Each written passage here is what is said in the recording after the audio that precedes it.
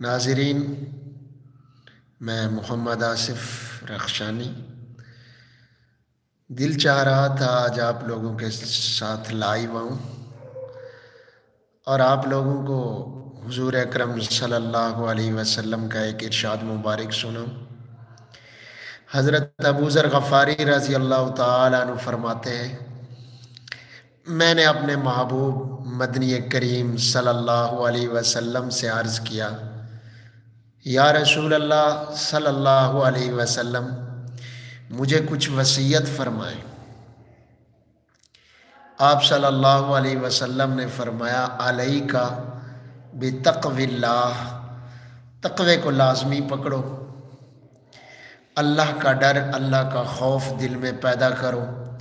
فإنہ رأس الامر کلہ، کیونکہ یہ تقوی تمام امور کی جڑ ہے۔ حضرت ابو ذر غفاری رضی اللہ تعالیٰ عنہ فرماتے ہیں، میں نے عرض کیا، یا رسول اللہ صلی اللہ علیہ وسلم زدنی، اس پر مزید اضافہ فرمائیں۔ تو آقا نامدار صلی اللہ علیہ وسلم نے فرمایا، علیک بتلاوت القرآن، یعنی قرآن کریم کی تلاوت کو لازمی پکڑو، قرآن کریم کی تلاوت کو ہمیشہ کرو، کیونکہ فَإِنَّهُ نُورٌ لَكَ فِي الْأَرْضِ، زمین میں یہ قرآن کریم تیرے لیے نور ہے، وَذُخْرٌ لَكَ فِي السَّمَاءِ، اور آسمان میں تیرے لیے ذخیرہ ہے قرآن کریم۔ اور اللہ تعالیٰ نے بھی فرمایا، وَمَن يَتَّقِ اللَّهَ يَجْعَل لَّهُ مَخْرَجًا، جو آدمی اللہ سے ڈر گیا، اللہ کا خوف اس کے دل میں پیدا ہو گیا، تقوی اختیار کر لیا، تو اللہ تعالیٰ اس آدمی کے لیے یجعل لہ مخرجا، نکلنے کی جگہ بنا لیتے ہیں، کسی بھی تنگی میں اس کو اکیلا نہیں چھوڑتے۔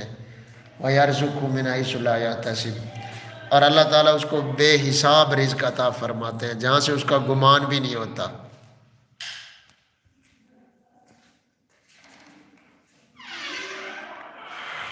اور اللہ تعالیٰ نے فرمایا، اِنَّ أَكْرَمَكُمْ عِنْدَ اللَّهِ أَتْقَاكُمْ، بے شک اللہ کے نزدیک معزز، محترم اور مکرم وہی آدمی سمجھا جائے گا جو متقی ہوگا، جو جتنا بڑا متقی اللہ کے ہاں اتنا بڑا معزز اور محترم سمجھا جائے گا۔ تو اللہ تعالیٰ سے دعا ہے کہ اللہ تعالیٰ ہمیں تقوی اختیار کرنے کی اور قرآن کریم کی تلاوت کرنے کی توفیق عطا فرمائے۔ اللہ تعالیٰ ہماری تمام مشکلات آسان فرمائے۔ سب ساتھیوں کو السلام علیکم ورحمۃ اللہ وبرکاتہ۔